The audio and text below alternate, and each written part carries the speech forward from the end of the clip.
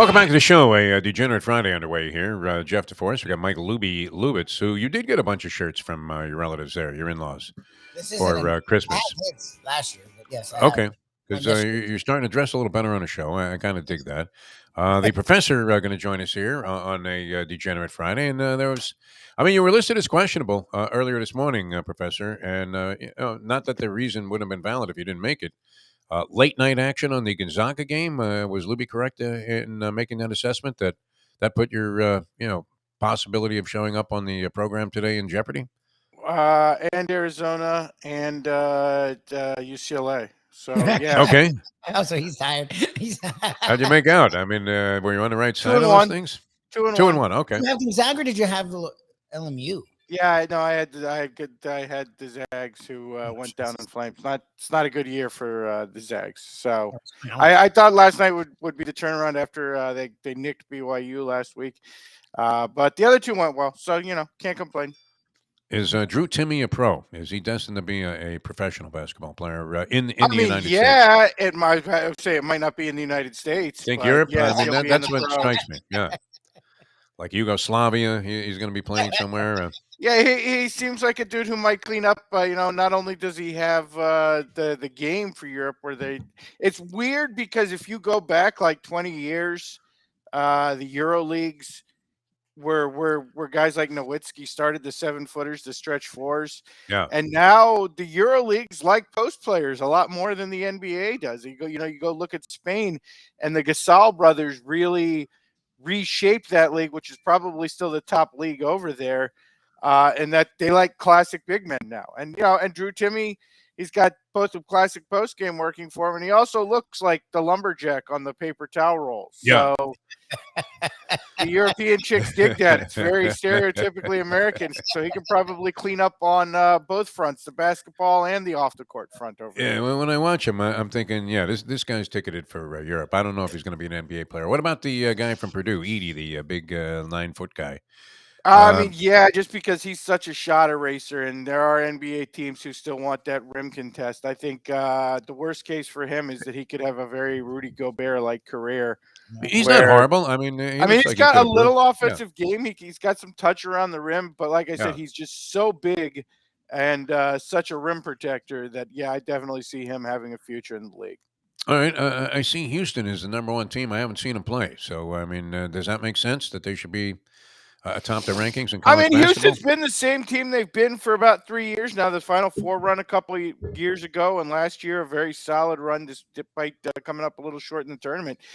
They're a weird team in that like they have size everywhere except center. They don't really have a true big. Their big goes about at 6'7" or 6'8", but every other position they are bigger than average. Bunch of 6'6", 6'7" dudes. They rebound really well. They're very streaky off as opposed to consistent offensively. They probably take too many threes for most people's tastes. But when it works, it works. And I mean, on defense and rebounding, they have been probably the best team in the country for like 3 years now. So, yeah, I mean, Kelvin Sampson has done a hell of a job there. A guy whose career looked finished a few years back with the NCAA troubles, but has really rebounded at Houston and has them, I think, probably ready for another deep tournament run. I mean, if you're asking me now, I'd say they're at least a Sweet 16 team, if not a good bit deeper than that. That's great. I mean, that's great about being a college basketball coach, men's college basketball coach. Is no matter what level of disgrace or scandal you've been involved in, it is not an inhibiting Well, factor in let's you not go that continuing your career. far. Yeah. We're going to find that out with Chris Beard. I don't know that Chris Beard is coming back, or if he Yeah. comes back, I think he might have to go the Bruce Pearl route where he drops down to like Division II and has some Yeah, because success I was there. watching Pearl with Arkansas, and he's having a good season with these guys. Again, but Bruce Pearl, Kelvin Sampson, we're talking about guys who had more conventional NCAA trouble. Pearl at the time was considered a huge scandal. Yeah. But his was a deal with a recruit where a recruit went bad and Bruce Pearl kind of ratted on other coaches and was very much ostracized. Beard's like a whole different level, and we now live in a world where, particularly at the college level, domestic violence just is not tolerated in the least. And from what I understand, when the trial comes around, there's going to be some very ugly pictures involved with the geez. with the Chris Beard situation that he he did some ugliness with the wife that night, and we're gonna probably see the art on it. So Once you see we'll that, find out if you can truly come back from anything in the college basketball ranks. In his case, I would bet against it. I kind of doubt it. Yeah. He doesn't have the same level of privilege that Dana White does, where ESPN completely buried Again, that we talked story. about it on the Yeah. show a couple days ago. I think it's because ESPN and everybody knows like Dana White's fan base doesn't really mind domestic violence that No, much. seems to be a common Right? practice. If you're a UFC fan, you're probably kind of pro domestic violence, if we're being honest about it. Tattoos depicting, domestic violence, Exactly. are very much in vogue, even if they're on the neck area or somewhere. Yeah, like you're the kind of family that actually like plans it out. It's up on the little chart on the refrigerator. Shame to Go be to laughing at this, go but to true. Yeah, jujitsu class, have 16 Keystone Lights, slap the wife around a little bit. yeah, That's perfectly Friday night at acceptable. the house. Yeah, I mean, you're void from any kind of, negativity and punishment and that kind of action by the UFC Speaking of contractually. Yeah, negativity, yeah, can we talk about this? We're now in 2023, yeah. and you're still playing that goddamn Pacino clip every time I come on here, or at least like half the time when I come on here. And now he's got this Hunters thing out, which Luby told me about last night. So I came home and I watched the first episode of it. Can we go back and point at that gambling movie and say that's where it just truly fell apart for Al Pacino? He wasn't Like bad in that one. I mean, he he hadn't had hit rock done bottom some in two for the very money. questionable things Yeah, up until that, and he had definitely embraced the I don't act anymore. I just randomly scream. yeah, And that's now acting for me is just randomly making my voice go up like this for no yeah, reason. That's exactly. acting. Well, I mean, that was But I mean what that's was that everyone's movie? scent of a Heat. woman, and then Heat. Yes, he Yeah, started screaming about the asses. TV. Yeah, I mean, and so it's going downhill, but I feel like Two for the Money is where like it just hit rock bottom. Like I see, don't I act saw that movie anymore. I as a just start classic. randomly yelling, and I'm getting a lot of plastic surgery. So increasingly, I was never the best looking actor, but increasingly I'm just weird looking. So I feel like Two for the Money definitely could be the point where Al Pacino bottomed out. I don't know. I mean, Jerry Piven. Maybe this is maybe a little bit of a tell that you're onto something because he seemed totally embarrassed that we were yes, fawning all over him because he was in that movie, and maybe he also realized that And this is a guy who this is was the now doing beginning of the hair end for club for men Pacino. Yeah, commercials. yeah. yes, yes. You know it's bad when a guy who's now doing hair club for men commercials views that movie as not something to be proud of. Yeah, yeah, because he was starting to get angry with us because we kept referencing. People was talking about him being up for an Oscar, Yeah, and he was like, "Oh, you're so funny," and that's when he made fun we of my voice. compared him to Olivia. Yeah, It's like Devo means it. He loves it. And he that rolled and it. Rounders, two of my favorites. Although Rounders, I think, was overall a much better gambling movie by Oh far, no, but and far again, ahead right of in the its middle time. of it, and I love the He guy, hates the accent. but definitely a low moment for John Malkovich in that movie. And Matt Damon Yeah, tells the story about Malkovich how took a check there, no question about Which it. is his accent sucks. Matt Yeah. Damon loves to tell the story of how Malkovich literally made that accent up.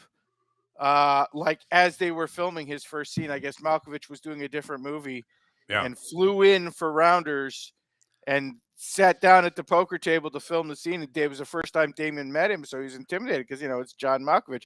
And then Malkovich brings out this accent, check, and check, and he's check. like, "Do you like it? I just made that up as we were sitting down here. This is, I mean, yeah. So I mean, I guess gambling movies don't really have a good history with that." The classic original with James Caan, The Gambler, I think was great. Wahlberg really messed it up when he made the remake. No comment. It lost all of its Citizen Kane type qualities as a degenerate movie of some I merit. mean, hey, look, you're going from James Caan to Mark Wahlberg. What the hell do you expect? Caan was brilliant in the Gambler. Also, I mean that was a classic. He really was. That's a great movie. There's some others. Obviously, The Hustler would probably be most. Oh yeah, Jackie Gleason, Number one fantastic. all-time movie. Although I don't know who actually shoots pool for money anymore. There's probably some people who actually. It was big do back in the day, though. Yeah, it really was. Yeah, and I not get it. uncommon. Go ahead. I get it was big back then, but like the whole concept of like hustling in pool it seems kind of ridiculous now, right? Because if you go to a place that has a pool table Yeah. and someone actually wants to play you for money, don't you assume that person is just secretly awesome at pool? Like, aren't you constantly expecting if someone is actually willing to do that, that you shouldn't do it because they're going to kick your ass? You would think. I mean, are you intimidated by the guy that has his own cue stick? Oh, While, 100%. while, Oh, while it's kind of like, 100%. like, are you kidding me? yeah. Because, like, if you go bowling, most people that bowl It's like frequently if have you're their in a own ball. bar and Yeah. a guy pulls a deck of cards out of his pocket, you shouldn't play fucking cards against that No, guy. no, that's definitely That's the same thing. If rule you're that out. bringing accessories, you're probably pretty fucking good at it. Like, I Yeah, I mean, mean, a guy that just the happens to be chances are schlepping a your cue stick. odds aren't great Yeah. if you're talking about dice at a bar and a guy just, oh, I happen to have a pair of dice in my pocket. but Would you it's like to Yeah. shoot some craps? Why don't we shoot a little Like, crap? your odds aren't good in that situation. It's funny, and pool has a little bit of form to it, and even having had pool tables at various times in my life, I always sucked at it, even though I have a good eye in other sports. I mean, I'm a good shooter in basketball.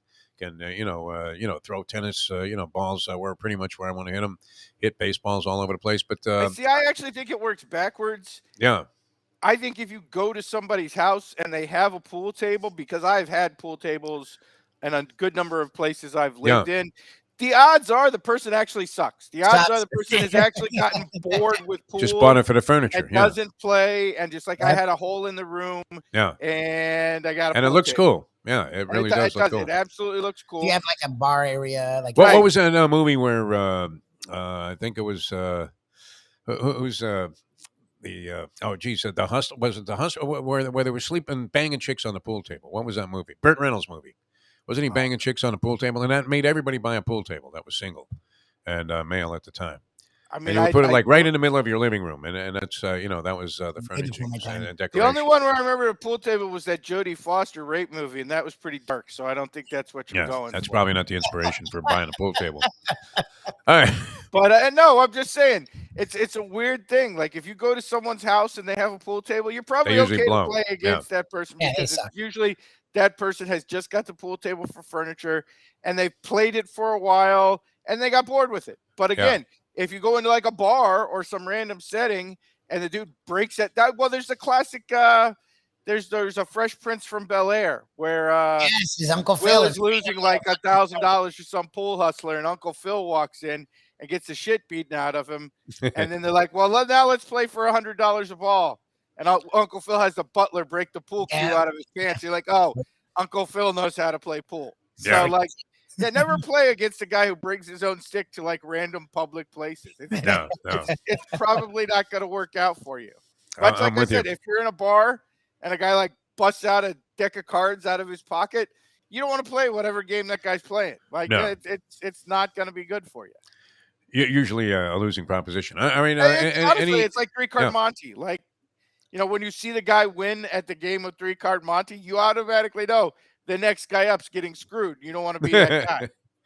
It's like buying a used car. Unbelievable. The guy gives his friend a deal, and the next guy up, don't worry about it. We're going to take it out on the next guy. He's going to get clobbered. All right. Any picks, any selections before we get into the big board? Yeah, I got a few tonight. Okay. We got some MAC action. Ball State going to Kent State early. Ball State getting, I believe it is 9.5. Would like the Cardinals there take the points. Then you got Richmond on the road. Excuse me, VCU on the road at Richmond, laying 1.5. People know the Spiders' name, but it's hard to figure out this line here. VCU's actually played really hot the last month, including a win over Dayton a couple Fridays ago, which is impressive. So definitely look at VCU minus 1.5. And then the team Vegas can't seem to figure out, which is New Mexico. Lost a couple weeks ago on a thin line right after they got ranked at Wyoming. Then came back this week on Monday and beat the hell out of San Diego State on the road. They go home tonight against a pretty solid Boise State team, but a team that's much better at home than they are on the road. So would definitely look to New Mexico there. I think laying 2 or 2.5 are the numbers I saw. So Ball State early, VCU, and New Mexico late. All right, sounds good. Sounds excellent, and best of luck with that. The professor, by the way, always outstanding when it comes to college hoops over the years with us here on the show. All right, Oh, by the way, I this is see these yeah, guys in the chat, Mark and I think it's Sarni there talking about the portals on the number of transfer players. But let me just remind all college football fans when it comes to this portal stuff and the NIL stuff, and I agree, it is getting absolutely insane. The teams you're fans of caused this. It is your team's fault that all of this is going on because for 30 years the players just wanted a little piece of the pie, Yep. and right, Yep. instead of cutting the players in Um, for a little food money, little money to send home to mom and dad, couple $100 a month, that kind of deal. Which, if you remember, we had PC's friend, the lawyer, always such a great guy, and Quinn. the great Quentin Williams, the great Quentin Williams, come on the show and talk about it, and he was talking very reasonable numbers, yeah, $300 a month, $500 a month, just enough for some food and send home. And the NCAA, instead of that, wanted to make tight end coach a $2 million a year job. right, So now, everybody's lost their mind and the sport is on the verge of becoming complete chaos. College football coaches, athletic directors, it's your fault. Like this was the inevitable conclusion. When yeah. you can't come to what is a very reasonable solution, you're going to get the very unreasonable Yep. solution eventually. And that's where we find ourselves with college football. Well, Yep. and you have situations where quarterbacks are going to make more money by staying in school for another year than they would in their rookie contract. Honestly, Legitimately, Yeah, Stroud CJ Stroud, really considered it. supposedly Ohio State was trying to raise $50 million wow, to get to him keep to a come back. quarterback. Wow, nice money, to have walking around campus. That's for sure. I was happy to get the $3 they gave us when we had a road game with the Syracuse baseball team, and Again, that went a long way back then in I think 1969. if you had come up with this solution a decade ago, you would be talking about Yeah, something along the lines of $1,000, $1,500 a month to put in these guys' pockets. yeah. But like I said, instead you decided, tight end coach and special teams assistant coordinator should be seven-figure jobs. So, like I said, it's like anything else in economics. When you fail to come to a reasonable compromise, the radical compromise is eventually what you're going to get. Witness Luby's favorite, sports drink company, Celsius, now Oh, having to pay Flo There you Rida go. $82 million instead of the And he was 39 only asking for they owed him. 30. it was 30 grand. 30 grand. 30 grand. All right, we At have to least get to the big board because we have a lot of things to enter into this hour what do you here. have for us, So sir? we don't want to compromise any of your time on that one. And so here's the professor and this week's edition of the Professor's Big Board. Well, we had a lot of things happen this week, as we do every week, Defo. And this week there was definitely a theme for a lot of people, including some local interest, and that is the big Oh, board great. of the week in bad finishes. This is what we needed to address here. I think you're onto something very important. All right, fire away, Professor. They It's all yours. say it's not how you begin, it's how you end. And some people in sports had some bad endings this week. Just for example, remember when Tom Brady was a champion quarterback who had a beautiful wife, had a loving family? Look at this picture. This picture's great. This is only number 5. That's great. As opposed to being a guy who throws horrible interceptions in the red zone Ooh. Right. and makes out with his children and has to take time off in the preseason to get plastic surgery. I can't imagine what kind of freak show is coming for Tom Brady next year if he decides to return to the NFL. Yeah. Like, is he going to show up in training camp with the duck lips? Like, I'm just saying, in the history of the bad, there you go. Exactly. I couldn't play in the preseason because I needed to take time off. He was in Boca. Although I will say, honestly, looking at this jacket here in the picture, and this picture was only taken 2 years ago. Wearing? Looks like something Michael Jackson would wear to Bruce court. Lee? You know? Looks I'm like Bruce glad Lee. you used that comparison because this goes a long way to making out with his own children. Yeah. This jacket Well, here seems to explain a lot. And to find an old legal principle that any lawyer will tell you, don't come to court if you're the defendant dressed like Captain Crunch. I'm just saying, look, I don't care how big a Tom Brady fan you are. Make a 2022 wasn't really a good year. Like, No. very embarrassing showing. Again, I mean, really, while the Dallas kicker was doing everything he could to give that game away, Yes. Tom Brady still couldn't capitalize. And again, capped off by that interception in the end zone, which was so bad, like a Dolphins quarterback could have been involved. I couldn't That believe that. was shades of Jay Fiedler. Yeah, Yeah, it really honestly, was. Yeah. like And lemon. that takes us to number 4, which is I don't know if you're familiar with this story, but Alabama basketball player Darius Miles arrested this week for murder. Oh, yeah. And by all cases, seems to be that not only was he arrested, he's guilty as hell and going to prison for the rest of his life. Doesn't seem to be much No, doubt. doesn't look good. This is a slam dunk case. Alabama defending this by saying, yes, but we cut him from the team 2 weeks ago when we found out. I love that. I about saw the that in the case. paper that he was no He longer with the wasn't team. actively an Alabama player. Yeah. He hasn't been an active. I think Windhorst reported that. Yeah. Yes, he hasn't been an Alabama player for almost 2 weeks at this period of time. Like Urban. And that's not actually my favorite part of this story. My favorite part of this story is that the Alabama basketball coach, when he was having discipline problems with him earlier in the season, brought in an outside consultant to try to help him with Darius Miles, who we knew had some legal trouble. And do you know who the Alabama coach called and asked to give Darius Miles a call and talk about his situation? No idea. Jim Jordan. It was Ray Lewis. He called Ray Lewis Ray Lewis. to talk to give Darius Miles a call and talk to him about his situation with a murder trial, which I guess really isn't the worst. I mean, if you're going to bring in somebody as a consultant when they got a murder trial coming on, Right. like Ray Lewis actually isn't the worst person to consult on that situation. No, In fact, it might be Ray Lewis's area of expertise.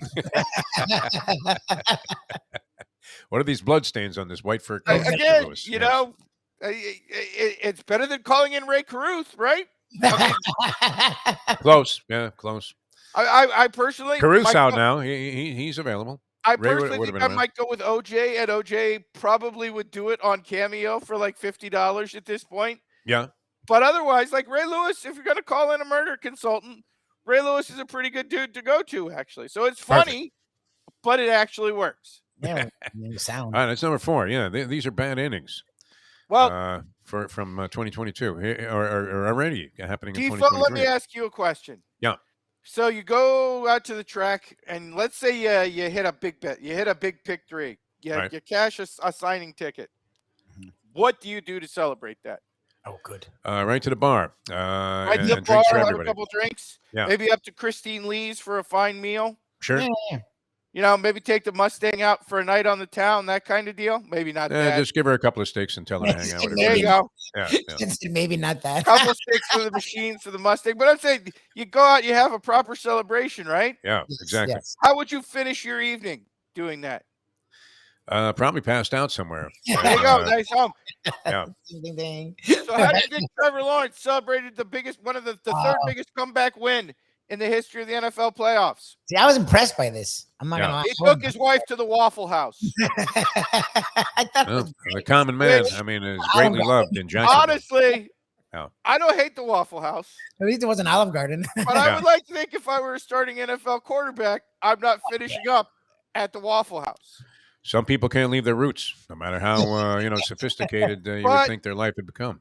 Let's also be honest. There's a couple things, and it's our label here, which is it's the perfect ending in Jacksonville, Florida. If you live in Jacksonville, your end of evening options are somewhat limited. Yes. And the Waffle House Yeah. is definitely in play. That's probably a happening spot, like a disco it would be. And down number here. 2, let's remember the most important factor about Trevor Lawrence, which is that Trevor Lawrence took his entire signing bonus in Bitcoin when Bitcoin was $60,000. So now at below $20,000, and you've lost a third of your signing bonus, and that's if you cashed out, and we don't even know that he has actually cashed out yet.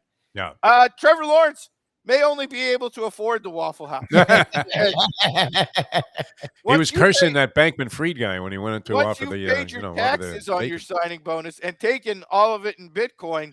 You may be spending a lot of evenings at the Waffle House. Yeah. The idea of you having your own private chef at home to make your meals when you get home and have a celebratory dinner with your wife may no longer be in play for Trevor Lawrence and may not be in play until he gets that second contract.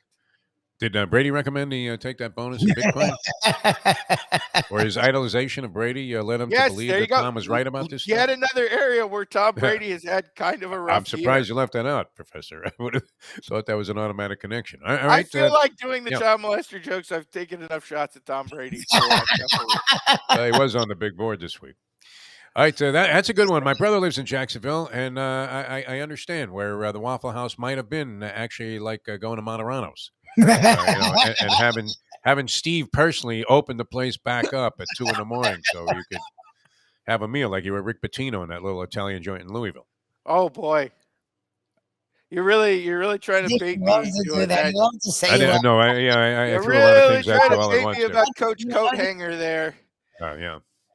All right. And that was not meant to be a knuckleball, in that the was middle of the sweet. big board because we were evolving nicely to number 2 here. He served him a meatball. Yeah. That would be like Eddie Feiner, throwing one up there, in self-team pitching All right, and let's just move giving past you one that. you could slap We'll down the right field probably line. cover that in future weeks about college basketball. Now that you've Yeah. opened the door on it, but we're Okay. gonna Yeah. let that one slide and go to a local hero, a man who did amazing things on the basketball court, a man who actually has an avenue named after him in the city of Miami, a man who the city of Miami renamed their county after for one day after they signed him, who is having the most pathetic post-playing career in the history of pathetic post-playing careers, and once again embarrassed himself this week. This time, fortunately, it was not with his wife embarrassing him in public like she loves to do. Dwayne Wade goes to Marquette to celebrate the anniversary of his 2003 Final Four run along with his Marquette teammates. At halftime, they have a beer chugging contest, and you can see here, not only did Dwayne Wade lose to Travis Diener, who's like 5'10" and 130 pounds, Dwayne Wade had half his beer left at the end of the beer chugging contest. That's how bad Dwayne, and why? Pretty clearly because Gabby doesn't let him drink beer. I'm gonna say, is he not drinking beer? Yeah, of course he's not drinking beer. His wife won't let him. Like, again, is there anybody who's having a worse post-playing career than Dwayne Wade? First, he has to move into LeBron's house in L.A. so he could be LeBron's pool boy because LeBron had him cut from the Cavs. Oh, no, I'm just going home. No, LeBron didn't want you on the team anymore. Then he goes and does College Game Day, and they don't even let him talk. His wife does the entire announcing. Then he does this, maybe the worst game show in the history of game shows. A game show so that thing bad, is ugly. it got kicked off of TBS after like 3 episodes. And you know why? Because his wife is the executive producer. That was one of the worst quiz shows I've ever seen on TV. I mean, I'm watching it one day because it's Dwayne Wade, and I'm thinking, this show sucks. And now he goes to Milwaukee to celebrate his college days, and he loses a beer chugging contest to Travis Diener by half a beer. Like, he's not even like, I mean, come on, half a beer in a beer chugging contest? What, are you sipping this like it was? You look like Defoe with his Chardonnay there.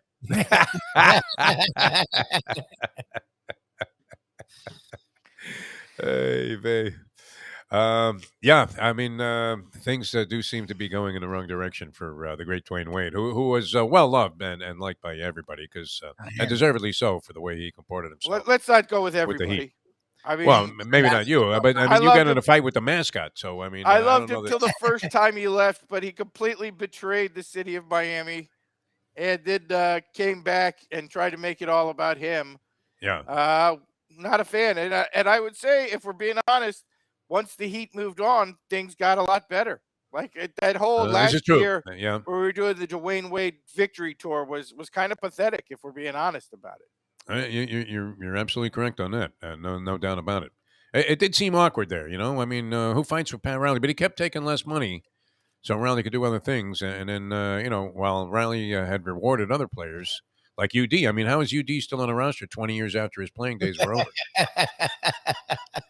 Because he stayed with Miami. To take money to do it. You think Dwayne Wade couldn't be on the bench for like $5 million a year right now? He totally could. Yeah, maybe but so. Again, facts are, Gabby probably won't let him do that. Yeah. Like, you're not going to go back to Miami. No. Who's more whipped, we have Wayne to go to or LA Luby? so I could have the eighth role in a bad movie. Yeah. more whipped? Who's more under the Svengali-like control of their wives, Dwayne Wade or Mike Luby Lubitz, in your opinion, Luby. Professor? No, not Luby. Dwayne Wade. Oh, Dwayne Wade. Wade over Luby? Dwayne Get Wade out of without here. question. He watches the Super Bowl on his cell phone Compared while to she's Dwayne watching Wade. Oprah on the 72-inch screen. Okay, well, let me ask you a question. But I don't At have the- no money. At, There's at no the money. end of every show, when you're rolling credits, does it say executive producer Shirley? Because everything Pretty Dwayne Wade much, does yeah. at the end, That's executive or producer, Gabrielle Union. Yeah. Shirley's not involved in anything I do. And it's not like Gabrielle Union was ever this big a star. She was like the Yeah. fourth person in Bad Boys Part 6. Meghan Markle, yeah, probably had more celebrity status. Now, that's a good question. Yeah. More whipped Prince Harry or Dwayne Wade? Oh, I'd well, have I to mean, go with come on. Prince That's Harry a no on that. contest. Yeah. You're talking about a dude who, like 10 years ago, was literally killing Taliban in Afghanistan, Yeah. shooting Yes. machine guns off of a helicopter, and now carries his wife's purse in public. Yes. I mean, in public. It's sad, yeah. Why? Because she was the fourth star of some series Yeah. called Suits on the USA Network 20 years ago. Probably more well known for being one of those suitcase girls there on that stupid show where yeah. you pick the, Howie which Mandel. suitcase had the most cash in it. Yeah. Didn't she quit that after like 2 days because they were trying to make her a sex Persecuting. object or Yeah. Yeah, she something? was a sex object, which was the freaking job. Yeah. Honey, Notice they didn't you're have a lot of fat, ugly guys holding those Yeah. suitcases. Right? I mean, Honey, who would have you're- watched? Nobody would have You're watched holding that. suitcases in a bathing suit. Yeah, What that the made, hell did you think this gig was? You thought that you made were Dwayne doing Wa- Othello in the middle of the Yeah. show for some reason? It made Dwayne Wade's quiz show look like Concentration or Jeopardy. I mean, it was so bad. All right. That That's takes number us two. to number one. And Yeah. City of Miami, we need to have a conversation. South Florida, we need to have a conversation. Because I know some of you were actually very enthusiastic about this. But number one, the curse of 1972 rolls on for the Miami Dolphins. Finishing, of course, on a play where the Dolphins couldn't get out of the huddle on 4th and 1. And I've heard a lot of excuses about this on both sides. I've heard people who want to blame Mike McDaniel for sending in the play late.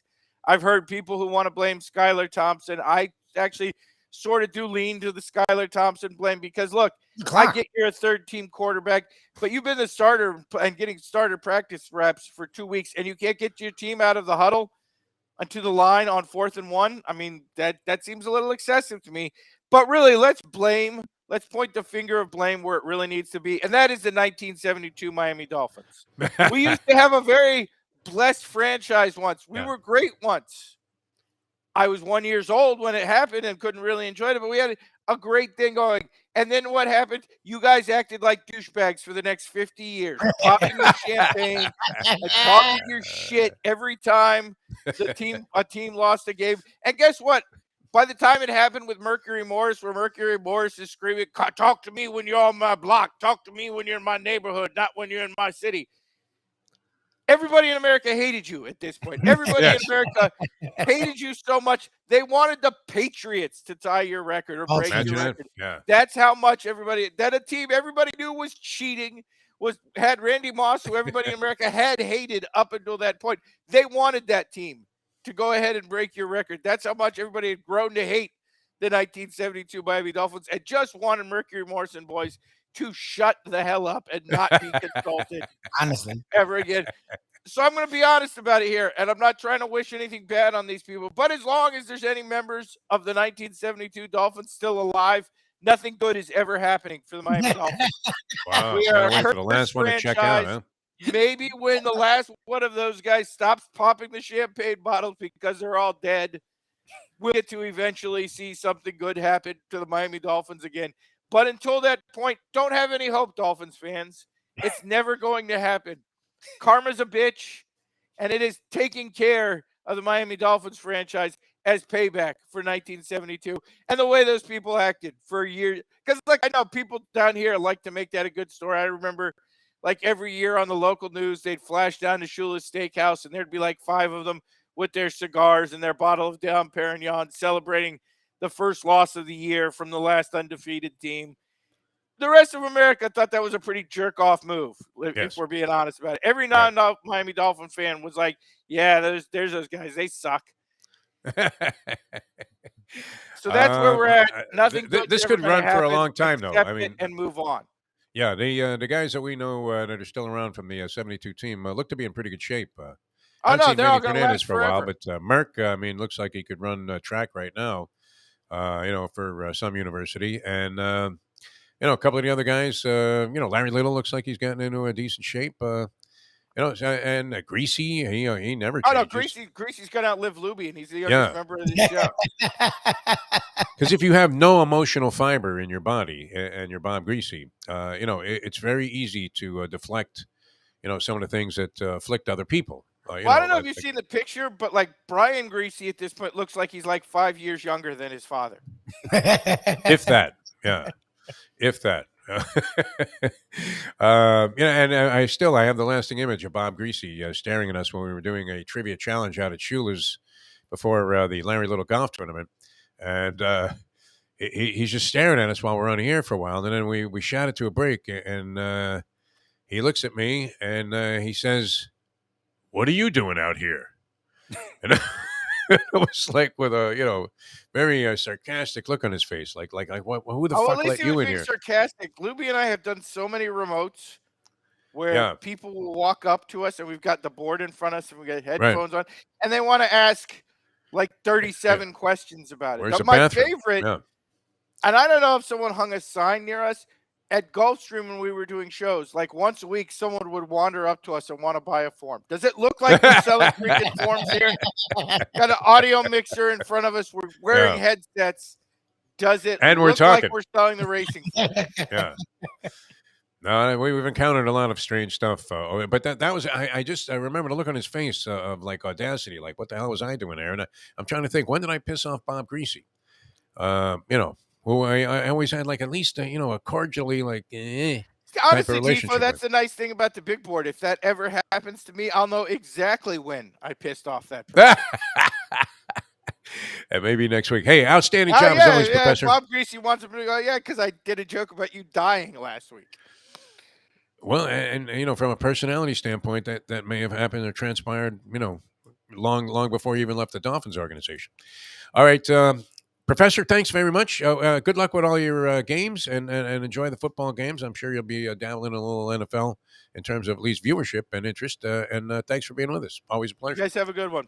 Thanks, Ken, man. All right, the Professor, ladies and gentlemen.